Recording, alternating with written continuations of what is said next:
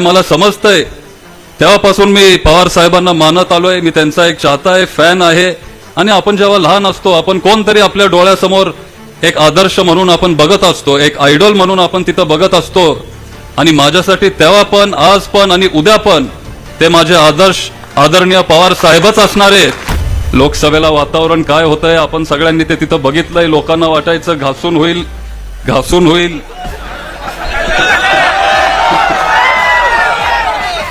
पण तुमच्या सगळ्यांच्या आशीर्वादामुळं आज हा निकाल तो लागला. आणि आज सुप्रियाताई खूप चांगल्या पद्धतीने नेहमीसारखं संसदेत आपले सगळ्यांचे विषय तिथं मांडतायत. मला ओळखतात लहानपणीपासून, जे मला बघत आलेत त्यांना माहिती होतं की हा पठ्ठ्या पवार साहेबांना कधी सोडणार नाही, कधी तो त्यांना सोडत नसतो. काही झालं तरी हा पवार साहेबांना सोडणार नाही. लोकसभेला जास्त यश न मिळाल्यामुळं त्यांनी एक योजना आणली आमच्या बहिणींसाठी आणि त्याला नाव दिलं लाडकी बहीण योजना. खरं तर योजना आधी आणायला हवी होती, लोकसभा झाल्यानंतरच का योजना आणली? एखाद्या वेळेस त्यांना ते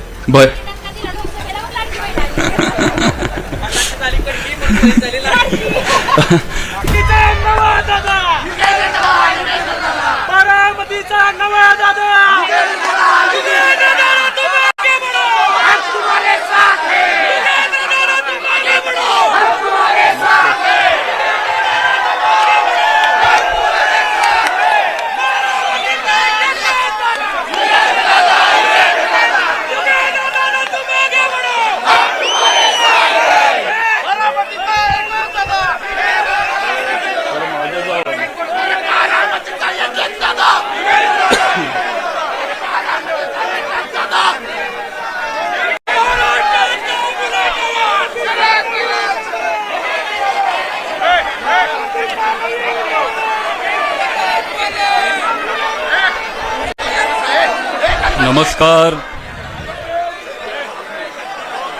आज खरं तर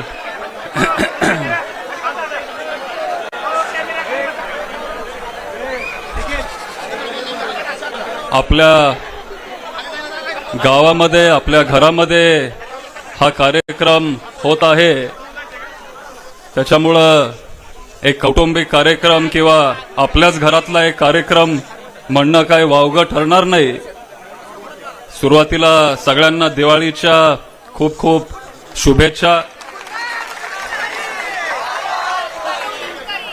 आणि बोलायच्या आधी मी माझी पणजी शारदाबाई पवारांना, गोविंदराव पवारांना, आबांना वंदन करतो. आज इथं कण्हेरीमध्ये बोलत असताना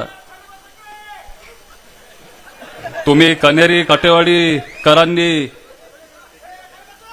माझे आजोबा स्वर्गीय अनंतराव पवार साहेबांना पण खूप आशीर्वाद दिला. त्यांचं पण आज इथं नाव घ्यावं असं वाटतंय. स्वर्गीय आप्पासाहेब पवार असतील, बासाक्का असतील, सगळ्यांनाच तुम्ही बारामतीकरांनी पूर्वीपासून प्रेम दिलंय, साथ दिलीये.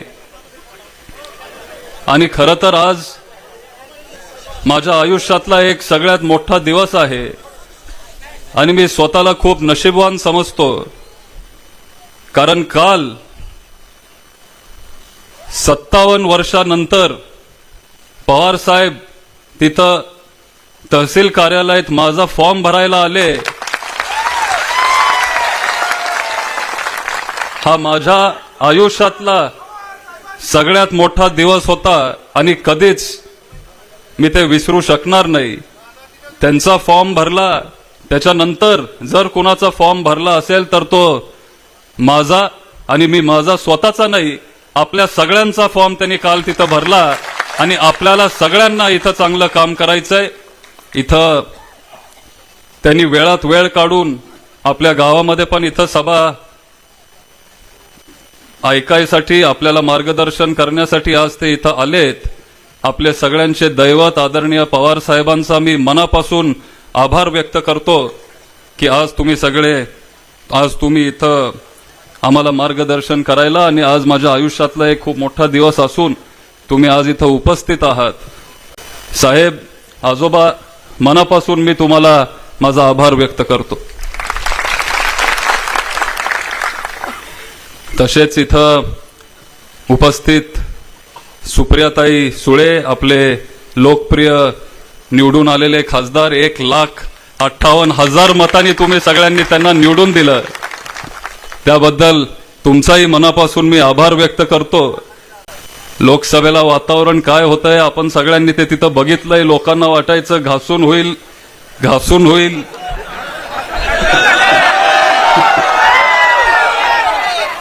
पण तुमच्या सगळ्यांच्या आशीर्वादामुळं आज हा निकाल तो लागला आणि आज सुप्रियाताई खूप चांगल्या पद्धतीने नेहमीसारखं संसदेत आपले सगळ्यांचे विषय तिथं मांडतायत. ही परंपरा काय आता नवीन नाहीये. अनेक दशकापासून ही परंपरा इथं आपण चालवत आलोय आणि ती सुरू केली शारदाबाई पवारांनी, माझी पणजी.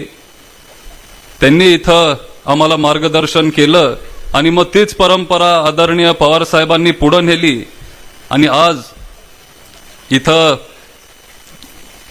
मलाच कधीतरी विश्वास बसत नाहीये की माझ्या इथं कार्यक्रमासाठी किंवा नारळ शुभारंभासाठी सगळे इथं उपस्थित आहेत आणि ही परंपरा साहेब आम्ही पुढची पिढी पण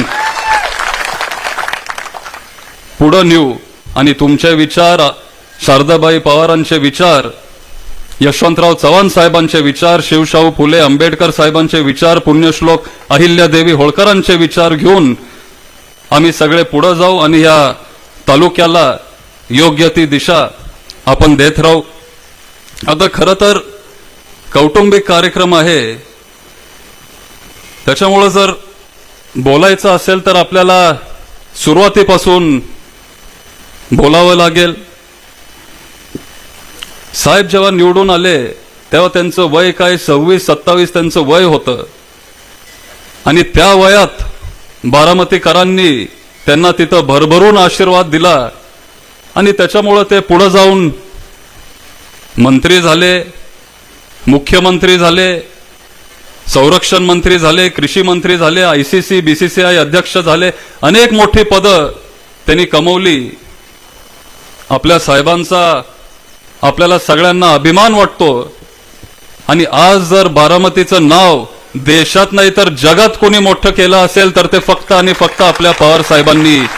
अख्ख्या जगात बारामतीचं नाव तिथं मोठं केलं हे काही लगेच होत नसतं. त्याला 50-60 वर्ष पवार साहेब तिथं काम करत राहिले आणि त्याच्यामुळं आपल्या बारामतीचं नाव आज अख्ख्या जगात तसं मोठं झालंय. आता आपण म्हणतो की बारामती ही पवार साहेबांची. लहानपणापासून मी ऐकत आलोय, जेव्हापासून काय मला समजतंय तेव्हापासून मी पवार साहेबांना मानत आलोय. मी त्यांचा एक चाहता आहे, फॅन आहे. आणि आपण जेव्हा लहान असतो आपण कोणतरी आपल्या डोळ्यासमोर एक आदर्श म्हणून आपण बघत असतो, एक आयडॉल म्हणून आपण तिथं बघत असतो. आणि माझ्यासाठी तेव्हा पण, आज पण आणि उद्या पण ते माझे आदर्श आदरणीय पवार साहेबच असणार आहेत आणि त्यांचेच विचार घेऊन मी पुढे जाणार. जेव्हा आपल्या पक्षामध्ये त्यावेळेला फूट झाली 1-1.5 वर्षापूर्वी काय झालं आपण सगळ्यांनी बघितलं, तेव्हा काही लोकांना आश्चर्य वाटलं की अरे हा पवार साहेबांसोबत कसं काय. पण जे माझ्या कुटुंबात आहेत किंवा जे मला ओळखतात, लहानपणीपासून जे मला बघत आलेत, त्यांना माहिती होतं की हा पठ्ठ्या पवार साहेबांना कधी सोडणार नाही, कधी तो त्यांना सोडत नसतो. काही झालं तरी हा पवार साहेबांना सोडणार नाही आणि तीच माझी भूमिका काल होती, आज आहे, आयुष्यभर तीच माझी भूमिका राहील. तर सुरुवातीला जेव्हा आपण विचार करतो सुरुवातीचा, तेव्हा मला आठवतंय की काटेच्या वाडीमध्ये आम्ही तिथं सगळे राहत होतो. साधं एक पत्र्याचं घर होतं आमचं सगळ्यांचं. एक सर्वसामान्य शेतकरी कुटुंबात साहेब जन्मले. एवढ्या तरुण वयात 37 त्यांचं वय होतं, 38 त्या वयात ते ह्या महाराष्ट्रासारख्या राज्याचे मुख्यमंत्री झाले आणि त्याच्यामुळं कुठंतरी आमचं कुटुंब पण पुढे आलं आणि पवारांना खऱ्या अर्थानं तिथं किंमत मिळायला लागली. ती फक्त आणि फक्त साहेबांमुळं. आणि मी आणि आमचं कुटुंब आणि स्वाभिमानी बारामतीकर हे विसरू शकत नाही आणि 100% जर हे श्रेय कुणाला जात असेल तर ते फक्त आपल्या पवार साहेबांना जातं. माझे वडील इथं आहेत त्यांनी मुंबई कधी बघितली नव्हती. त्यांचं वय 22-23. तेव्हा पवार साहेबांनी त्यांना आणि कुटुंबातल्या काही सदस्यांना मुंबईला घेऊन आले. मुंबई तेव्हा दाखवली. मग त्यांना मुंबई कशी दिसती आणि कसं आपल्याला पुढे काम करावं लागेल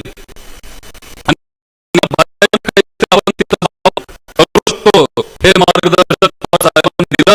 आणि मला त्यांचा आदर अभिमान वाटतो की माझे वडील ते कधीच विसरले नाही. आणि त्याच्यामुळे ठामपणे आम्ही सगळे पवार साहेबांसोबत गेल. आणि गावाच्या बाहेर पण काहीतरी आपण तिथं जाऊन करू शकतो हे मार्गदर्शन पवार साहेबांनी दिलं. आणि मला त्यांचा आदर आहे, अभिमान वाटतो की माझे वडील ते कधीच विसरले नाहीत. आणि त्याच्यामुळं ठामपणे आम्ही सगळे पवार साहेबांसोबत आहेत. शेवटी त्यांचे उपकार आहेत फक्त कुटुंबावर नाही तर बारामतीकरांवर. त्यांनी इथं सामाजिक परिवर्तन केलं. अनेक कुटुंबांना त्यांनी इथं उभं केलं. सामाजिक विकास केला. आणि त्या पद्धतीने बारामती पुढे गेली जात राहिली. आता आपण म्हणतो पूर्वीपासून आपण ऐकत आलोय की विकास जर आपल्याला करायचा असेल तर मग बारामती मॉडेल हे लोक म्हणायचे. आत्ता नाही, हे मी म्हणजे लहान असल्यापासून मी ऐकतोय की बारामती मॉडेल हे विकासाचं मॉडेल आहे. आता बारामती मॉडेल नक्की काय आहे? हा सगळा जिरायत भाग होता. बारामतीमध्ये अजिबात पाणी नव्हतं.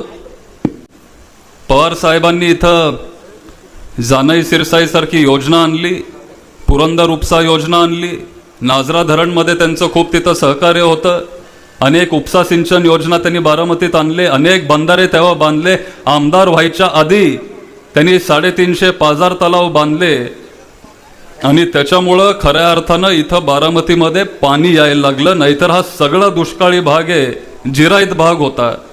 पूर्वीची माणसं सांगतात की इथं मोठ्या प्रमाणात कपासी असायची, जिनिंग मिल्स असायचे. पाणी इथं आलं. हळूहळू जिरायत शेतकरी तिथं बागायत होत गेले. जिनिंग मिल्स हळूहळू गेले आणि साखर कारखाने इथं उभे झाले. आपले शेतकरी पण तिथं ऊस लावायला लागले. पवार साहेबांनी त्या काळात KVK ही संस्था काढली. विद्या प्रतिष्ठान पण संस्था त्या काळात काढली. शिक्षण आणि शेतीवर आपण जोर दिला पाहिजे हे पवार साहेबांचे विचार तेव्हा पण होते. त्यांचं वय 26-27. त्या वयात आमच्यासारख्यांना दिशा नसते का काय करायचं असतं आम्हाला, आम्ही तेव्हा पण शोधत असतो. पण पवार साहेब त्या वयात आमदार पण झालेले, 2 त्यांनी संस्था पण काढलेले. आज आपलं KVK आणि विद्या प्रतिष्ठान, आपल्याला अभिमान वाटतो की देशात 731 KVK आहेत, पण 1 नंबरचं KVK हे तुमच्या बारामतीचं आहे. आणि हे का शक्य झालं? कारण एक शेतकऱ्यांच्या प्रश्नाचा जाणीव असणारा नेता आपल्याला सगळ्यांना मिळाला, आपल्याला सगळ्यांना मिळाले. त्याच्यामुळं आपलं KVK आज 1 नंबरवर आहे. त्या KVKच्या मार्गदर्शनामुळं शेतकरी तिथं मोठ्या प्रमाणात ऊस लावायला लागले. KVKचं नाव घेतलं. आपल्याला आप्पासाहेब पवारांचं पण नाव घ्यावं लागेल. त्यांनी पण ती संस्था चांगल्या पद्धतीने चालवली. आज राजूदादा उत्तम पद्धतीने ती संस्था चालवत आहेत. आणि हळूहळू आपली ऊसाची शेती वाढत गेली. आणि जो शेतकरी 30 टन 20 टन ऊस लावत होता, आज 60, 70, 80, काही शेतकरी तर 100 टनाच्या पुढे गेलेत. कारण पवार साहेबांनी त्यांना ते मार्गदर्शन केलं. त्यांच्या मार्गदर्शनामुळे शेतकरी तिथं मोठ्या प्रमाणात ऊस लावायला लागले. KVKचं नाव घेतलं. आपल्याला आप्पासाहेब पवारांचं पण नाव घ्यावं लागेल. त्यांनी पण ती संस्था चांगल्या पद्धतीने चालवली. आज राजूदादा उत्तम पद्धतीने ती संस्था चालवत आहेत. आणि हळूहळू आपली ऊसाची शेती वाढत गेली. आणि जो शेतकरी 30 टन 20 टन ऊस लावत होता, आज 60, 70, 80, काही शेतकरी तर 100 टनाच्या पुढे गेलेत. कारण पवार साहेबांनी त्यांना ते मार्गदर्शन केलं. त्यांच्या शेतात तिथं पाणी आणलं. आणि थेट फायदा तो तुमचा झाला, म्हणजे शेतकऱ्यांचा झाला. ह्याला आपण बारामती मॉडेल आपण म्हणतो. त्याच्यानंतर पवार साहेबांचं मार्गदर्शन होतं की शेतीसोबत जोडधंदा असला पाहिजे. आपण गाई गुरं घेतली. जोडधंदा असला पाहिजे, पोल्ट्री असली पाहिजे, रोजचं दूध अंडी विकून आपण आपलं आयुष्य तिथं जगू शकतो. त्याच्यामुळं इथं गाई गुरं पण वाढली. पण मग आता दूध जेव्हा इथं तयार होतं, मग ते दूध आपण विकायचं कुणाला? त्या दुधासाठी पवार साहेबांनी मार्केट बारामतीमध्ये उपलब्ध करून दिलं. इथं MIDC त्यांनी उभी केली आणि डायनामिक्स सारखी कंपनी त्या काळात पवार साहेबांनी बारामतीमध्ये आणली. त्याच्यामुळं आपल्या दुधाला तिथं मार्केट मिळालं. जेव्हा दूध वाढत गेलं, जास्त दूध जेव्हा तिथं तयार झालं, दुधाचे रेट घसरले नाही पाहिजेत, त्याच्यामुळं पवार साहेबांनी त्या दुधाचं पावडर तयार केलं आणि चॉकलेट बनवणारी कंपनी म्हणजे देशातली मोठी कंपनी फेरो स्वतः ते इथं बारामतीमध्ये घेऊन आले आणि त्याच्यामुळं आज तिथं आपल्या दुधाला भाव मिळतो, मार्केट मिळतं फक्त बारामतीमध्ये. कारण हे पवार साहेबांचं योगदान आहे. आणि ह्या पद्धतीने तिथं समाजाचा विकास झाला, शाश्वत विकास झाला. कारण पवार साहेबांची दूरदृष्टी आपल्याला मिळाली, एक विजन असणारं नेतृत्व आपल्याला मिळालं आणि त्या काळात सर्वसामान्य जनतेचा तिथं फायदा झाला. अलीकडं काय फक्त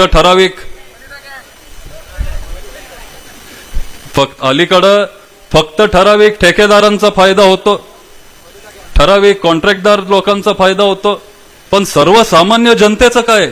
पवार साहेब नेहमी सर्वसामान्य जनतेचा विचार करत आलेत आणि त्याच्यामुळं आज पण बारामतीत नाही तर अख्ख्या महाराष्ट्राची जनता पवार साहेबांच्या ठामपणे पाठीशी आहेत. कारण नेहमी ते जनतेचा विचार करत आले.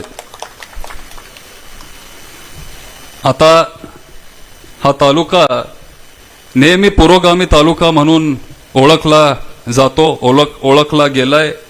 शिवशाहू फुले आंबेडकर साहेबांचे विचार घेऊन आपण पुढं आलोय, पवार साहेबांचे विचार घेऊन आपण पुढं आलोय. कधीच आपण जातीवादी लोकांना इथं येऊन दिलं नाही, कधीच आपण भाजपला इथं ह्या तालुक्यामध्ये येऊन दिलं नाही. जिथं आम्ही काल होतो, जिथं आपण सगळे काल होतो, त्याच विचारासोबत आपण आज पण आहे. आपण भाजप बरोबर तिथं गेलो नाही. भाजप हे शेतकऱ्यांच्या विरोधातलं सरकार आहे आणि त्यांच्या सोबत आपण जायचं नसतं, हे आपल्या सगळ्यांना ते समजतं. बारामतीकर शेवटी लई हुशार आहेत, कुणासोबत राहायचं आणि कुणाला धरायचंय तुम्हाला चांगलं माहिती आहे. जर शेतकऱ्यांसाठी कुणी केलं असेल तर ते फक्त आणि फक्त पवार साहेबांनी केलं. बारामतीतल्या, महाराष्ट्राच्या आणि नंतर देशाच्या शेतकऱ्यांसाठी पवार साहेबांचं तिथं खूप मोठं योगदान आहे. सुप्रियाताई आता त्यांच्या भाषणात ते बोलत होते, त्यांनी उल्लेख केला की पवार साहेब जेव्हा कृषी मंत्री होते त्यांनी 72,000 कोटीची कर्जमाफी केली, शेतकऱ्यांचा 7/12 त्यांनी कोरा करून टाकला. हे एवढं सोपं काम नव्हतं. ह्यांच्यासारखी मेजॉरिटी पण नव्हती. UPA सरकार होतं, तिथं मुलायम सिंग यादव होते, जयललिता होते, मायावती होते, अनेक लोकांना सोबत घेऊन हे करायचं होतं. तरी ते पवार साहेबांनी करून दाखवलं. जर ते कोण करू शकतं तर ते फक्त आणि फक्त तुमचे साहेब करू शकतात. ते त्यांनी केलं आणि करून दाखवलं. फक्त कर्जमाफी नाही तर दूध असेल, साखर असेल, तांदूळ असेल, गहू असेल, हे सगळं आपण परदेशातून आपल्या देशामध्ये इम्पोर्ट करत होतो. पण पवार साहेबांच्या काळात ते आपण निर्यात करायला लागलो आणि आपण जगातले सगळ्यात मोठे आपण एक्सपोर्टर झालो. हे कुणामुळे झालो? फक्त आणि फक्त साहेबांमुळे झालो. आता कांद्याचा काय दर आहे, दुधाला काय भाव आहे? मला आठवतंय मी तेव्हा लहान होतो, पण भाजपचे काय नेते त्या काळात आपल्या संसदेत कांद्याची माळ घालून ते आलेले. का? कारण कांद्याचा दर आता सोन्या एवढा झालाय, त्याच्यामुळे ते आंदोलन करायला आले. पवार साहेबांनी तरी पण कांद्याचा दर घसरू दिला नाही, कारण त्यांना माहिती होतं की शेतकऱ्यांना 2 रुपये जास्त मिळतायत आणि त्यांनी कांद्याचा दर पडू दिला नाही. पण आता हे सरकार काय करतंय आपण सगळे ते बघतोय, बघत आलोय.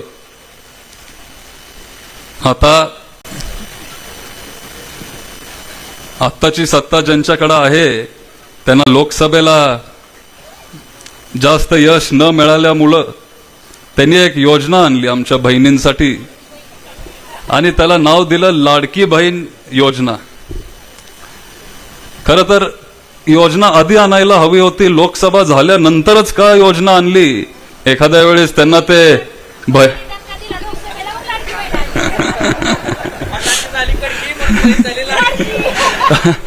आणि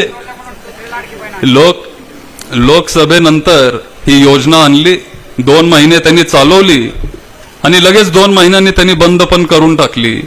आणि ते पण एवढे अटीतटी त्या योजनेमध्ये, जे 65च्या पुढं जे 65च्या पुढं ते ह्यांच्यासाठी लाडक्या नाहीत, 18 ते 21 ते पण लाडक्या नाहीत. एवढी अटीतटी त्यांनी तिथं टाकली. पण जेव्हा पवार साहेबांनी कर्जमाफी केली, ती सरसकट केली, 72,000 कोटीची कर्जमाफी केली. हा तो फरक आहे. आणि योजना आणली 2 महिन्यासाठी, पण ह्या 2 महिन्यामध्ये आपला 100 रुपयाचा स्टॅम्प 500 रुपयावर नेला. तेलाचे दर वाढवले, खोबरं वाढलं, तेलाचा डबा तर 500-600 रुपयांनी वाढलाय, शेंगदाणं वाढलंय. आता मी जास्त तुम्हाला सांगत नाहीत, कारण आमच्यापेक्षा तुम्हाला जास्त माहिती आहे.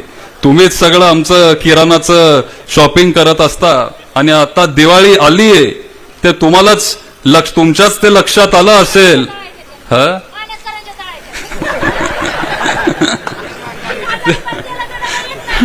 ते तुमच्याच लक्षात आलं असेल की जर गेल्या वर्षी तुम्ही 1000 रुपये खर्च केले असतील, आता 2-3 हजार रुपये तिथं खर्च झाले. खरं जर कोणी महिलांसाठी जर केलं तर ते पवार साहेबांनी केलं. आज नाही, 35 वर्षापूर्वी महिला धोरण हे पवार साहेबांनी आणलं. 50% आरक्षण महिलांना दिलं. गावाचा कारभार महिलांना दिला सांभाळायला. आज अनेक गावांमध्ये सरपंच महिला आहेत, आमदार, खासदार, महापौर हे महिला आहेत.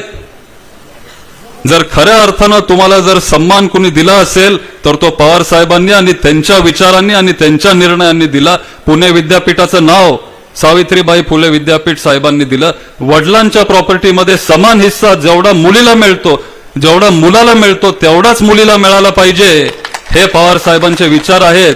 आणि तो कायदा साहेबांनी करून दाखवला. आता बारामतीचे पण अनेक प्रश्न अजून आहेत. सगळ्यात महत्वाचं म्हणजे आपल्या पाण्याचा प्रश्न आहे. अनेक गावांमध्ये आज पावसाळा असून, चांगला पाऊस होऊन प्यायला पाणी नाहीये. पवार साहेबांनंतर ज्या पद्धतीने इथं पाण्यासाठी काम व्हायला पाहिजे होतं ते झालं नाही. थोडेफार वाड्या वस्त्या जे राहिलेत तिथं पाईपलाईन आपल्याला पाठवायचेत, जे कनाल दुरुस्त करायचे राहिलेत ते कनाल आपल्याला दुरुस्त करायचेत. आणि इथून पुढे आपण पाण्याचा प्रश्न सोडवू, पाण्यावर आपण काम करत राहू. आणि बारामतीत जो जिरायत भाग आहे त्याला बागायत करल्याशिवाय आपण इथं थांबणार नाही. आणि आपण झटत राहू आणि ह्या प्रश्नावर आपण काम करत राहू. गुन्हेगारी किती वाढली, काय झालंय, काय होतंय, आज तुम्हाला सांगायची गरज नाहीये. तुम्हाला हे सगळं माहिती आहे, तुम्ही सगळ्यांनी बघितलंय. महिलांना आज संरक्षणाची गरज आहे. महिलांना संरक्षण दिले पाहिजे. चांगले कडक अधिकारी आपण बारामतीत आणले पाहिजे. आणि इथं संरक्षण आपण आपल्या महिलांना दिलं पाहिजे. बेरोजगारी वाढली. पवार साहेबांनी त्या काळात MIDC आणली, अनेक मोठे धंदे आणले. Bharat forge, Piaggio, dynamics, Ferrero, Indian seamless हे सगळे मोठे उद्योजक बारामतीतच का आले? कारण पवार साहेबांनी इथं चांगलं वातावरण तयार केलेलं, त्यांना चांगलं सहकार्य केलं आणि त्याच्यामुळे हे सगळे उद्योगधंदे इथं आले. पण अलीकडच्या काळात एकही मोठी कंपनी इथं न आल्यामुळं बेरोजगारी मोठ्या प्रमाणात वाढली आहे.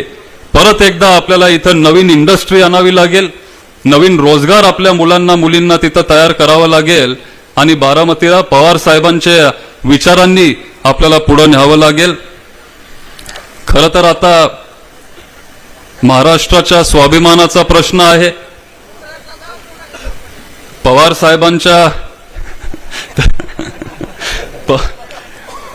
साहेबांच्या स्वाभिमानाचा प्रश्न आहे. आणि पवार साहेबांचा स्वाभिमान म्हणजे सर्वसामान्य बारामतीकरांचा स्वाभिमान. आणि त्याच्यामुळं उद्याच्या विधानसभेला हे आपलं काम आहे की आपण पवार साहेबांचे हात बळकट केले पाहिजेत, त्यांना ताकद दिली पाहिजे. आणि जेव्हा अख्ख्या महाराष्ट्रामध्ये तुतारी वाजेल तेव्हा बारामतीत पण तुतारी वाजली पाहिजे. या पद्धतीने आपण सगळे पुढे जाणार आहोत आणि पुढे जाऊ. आज तुम्ही सगळे इथं मोठ्या संख्येने उपस्थित राहिलात त्याबद्दल मनापासून आभार व्यक्त करतो. मला ही जी संधी आदरणीय पवार साहेबांनी, जयंत पाटील साहेबांनी, प्रियाताईंनी, पक्षांनी दिली, नम्रतापूर्वक मी ह्या संधीचा स्वीकार करतो. आणि आज एक बारामतीकर म्हणून मी तुम्हाला सगळ्यांना आपल्या मारुतीरायाच्या मंदिराच्या समोर शब्द देतो की जोपर्यंत मला शक्य असेल, जोपर्यंत मी इथं करू शकतो, तोपर्यंत मी फक्त आणि फक्त पूर्ण वेळ बारामतीसाठी देईन, बारामतीकरांसाठी देईन. तुमचे जे काय प्रश्न असतील, मग वैयक्तिक असू दे, सार्वजनिक असू दे, एक लोकप्रतिनिधी म्हणून, एक लोकसेवक म्हणून मी तुमच्यामध्ये उपस्थित असेन, तुमच्याकडे येत जाईन, तुमच्यामध्येच राहीन आणि तुमचे प्रश्न सोडवण्याचा एक प्रामाणिक प्रयत्न करीन. एवढंच आज मी इथं बोलतो आणि थांबतो. जय हिंद, जय महाराष्ट्र.